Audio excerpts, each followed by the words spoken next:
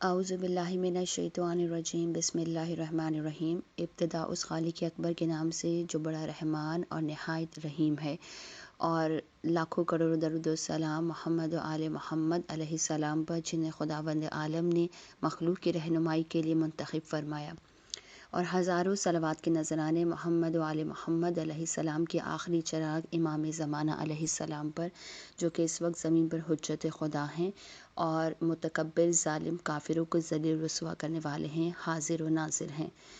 میں ذاکرہ سیدہ شبیہ زہرا زیدی آپ کے ساتھ مخاطب ہوں۔ آج میں آپ کے ساتھ امام زمانہ علیہ السلام کے متعلق ایک ایسا واقعہ شیئر کرنے جا رہی ہوں جس میں مولا نے اپنے ایک مومن کی مدد فرمائی، اور کس طرح سے امام زمانہ علیہ السلام اپنے چاہنے والوں کی مدد فرمایا کرتے ہیں، لیکن شرط یہ ہے کہ وہ شخص امام کو دل و جان سے پکارے، خلوص دل سے۔ امام زمانہ علیہ السلام کو جب بھی کسی شخص نے مدد کے لیے پکارا ہے، امام نے فوراً اس شخص کی مدد کی ہے۔ آئیے دیکھتے ہیں کہ امام زمانہ علیہ السلام نے کس طرح سے اپنے چاہنے والوں کی مدد فرمائی۔ ایک مرتبہ ایک زائرین کی بس زیارات مقدسہ کی جانب جا رہی تھی۔ اس بس میں کچھ زائرین سوار تھے، اور وہیں پر ایک عالم دین کے ساتھ ایک نوجوان شخص بھی بیٹھا ہوا تھا۔ راستے میں جب نماز کا وقت آیا تو اس نوجوان نے اس عالم دین سے کہا کہ آپ مجھے اجازت دیجیے، میں بس سے اتر کر نماز پڑھنا چاہتا ہوں، چونکہ یہ اول وقت ہے اس لیے میں نماز ادا کرنا چاہتا ہوں۔ تو وہ عالم دین کہتے ہیں کہ اے نوجوان، تم تو دیکھنے میں بہت ہی ایڈوانس اور ماڈرن سے لگ رہے ہو، بالوں میں جیل لگا ہوا ہے اور جینس پہن رکھی ہے، یہ کیا وجہ ہے کہ تم نماز کی اس قدر پابندی کر رہے ہو کہ اول وقت نماز ادا کرنا چاہتے ہو؟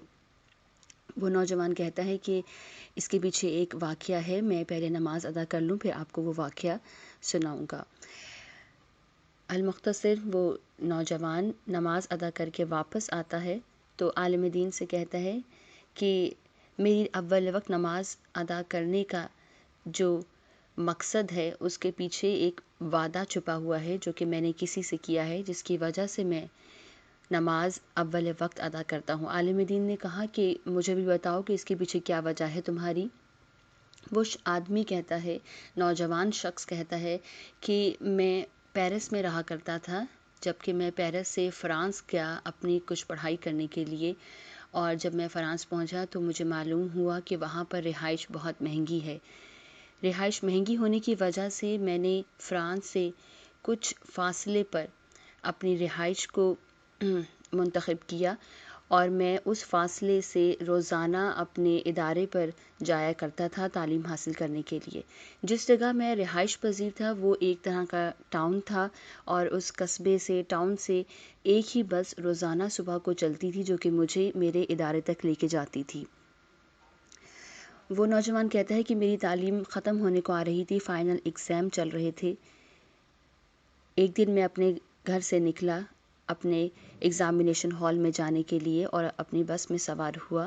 راستے میں بس رک گئی اور ڈرائیور بس سے نیچے اترا۔ اس نے دیکھا کہ بس میں کیا خرابی آئی ہے۔ اس نے بہت کوشش کی لیکن بس نہ چل سکی۔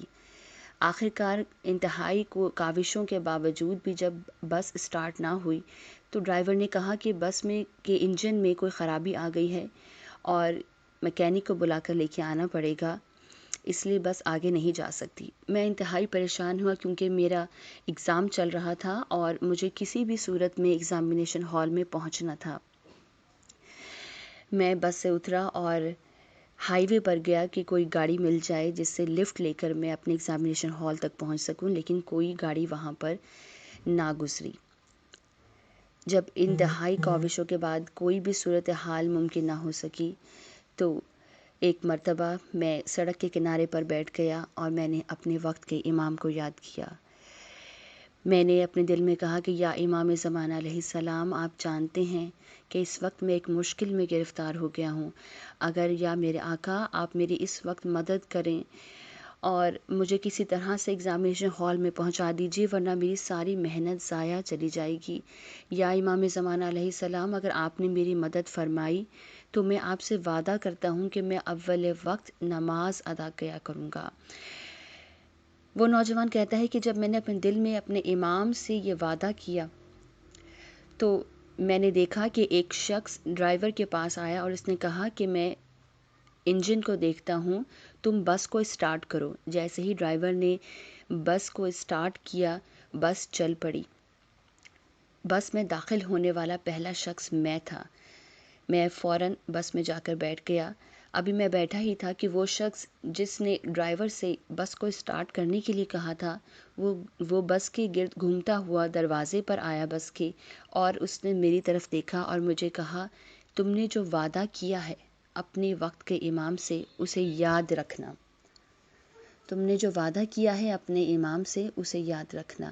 اس سے پہلے کہ میں سمجھ پاؤں کہ یہ شخص کون ہے جسے میرے وعدے کے علم ہے جو میں نے دل میں اپنے مولا سے کیا تھا، وہ شخص غائب ہو گیا۔ وہ دن ہے اور آج کا دن ہے کہ میں اول وقت نماز ادا کرتا ہوں کیونکہ میں نے اپنے مولا سے وعدہ کیا ہے۔ میں فرانس میں تعلیم حاصل کرنے سے پہلے بھی نماز پابندی سے ادا کرتا تھا، لیکن مجھ میں کچھ سستی آ گئی تھی۔ جب میں فرانس آیا تو میں کچھ سست ہو گیا تھا اور نماز کی پابندی نہیں کر رہا تھا، لیکن جب سے میں نے اپنے امام سے وعدہ کیا ہے اب میں اول وقت نماز ادا کرتا ہوں۔ جی مومنوں، آپ کے ساتھ میں نے یہ واقعہ اس لیے شیئر کیا ہے کیونکہ اس واقعے سے ہمیں ایک بہت ہی اچھا سبق ملتا ہے، وہ یہ کہ امام زمانہ علیہ السلام کو جو بھی شخص دل و جان سے پکارتا ہے مولا اس کی مدد کو آتے ہیں، اور چونکہ مولا حاضر و ناظر ہیں، زندہ و جاوید ہیں، ہماری دعاؤں کو خدا کے حضور مستجاب کرواتے ہیں۔ یہ ممکن نہیں کہ ہم مولا کو دل سے پکاریں اور مولا ہماری مدد کو نہ آئے۔ اگر کہیں کوتاہی ہے تو وہ ہمارے مانگنے میں ہے، ہمارے پکارنے میں ہے۔ آپ بھی جب بھی کوئی مشکل ہو اپنے امام کو دل و جان سے پکاریے اور پھر دیکھیے کہ واقعی میں مولا آپ کی مدد کرتے ہیں۔ لیکن امام کو مدد کو پکارنے سے پہلے اپنے دل میں کوئی نہ کوئی ایسا عہد ضرور کیجئے جس سے آپ کو فائدہ پہنچے۔ یقیناً نماز وقت کے پابندی سے ادا کرنے سے ہمیں ہی فائدہ پہنچے گا، اور جو بھی ہم اچھے اعمال کریں گے اس کے فائدہ بھی ہمیں ہی پہنچے گا۔ اپنے امام کو زیادہ سے زیادہ پکاریں کیونکہ اس وقت ہمارے وقت کے امام ہی سب سے زیادہ حقدار ہیں ہماری آواز کو سننے کے لیے، ہماری مدد کرنے کے لیے ہمارے مولا سب سے زیادہ حقدار ہیں۔ اگر آپ کو یہ ویڈیو پسند آئی ہو تو آپ اس کو زیادہ سے زیادہ شیئر کیجیے، آگے بڑھائیے تاکہ لوگوں تک یہ واقعات پہنچیں اور لوگ بھی امام زمانہ علیہ السلام سے توسل کریں۔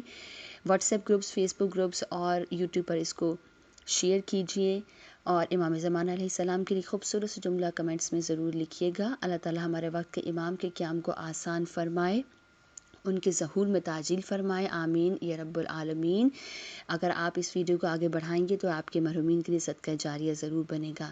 اگلی ویڈیو میں آپ سے پھر ملاقات ہوگی، تب تک کے لیے خدا حافظ و ناصر۔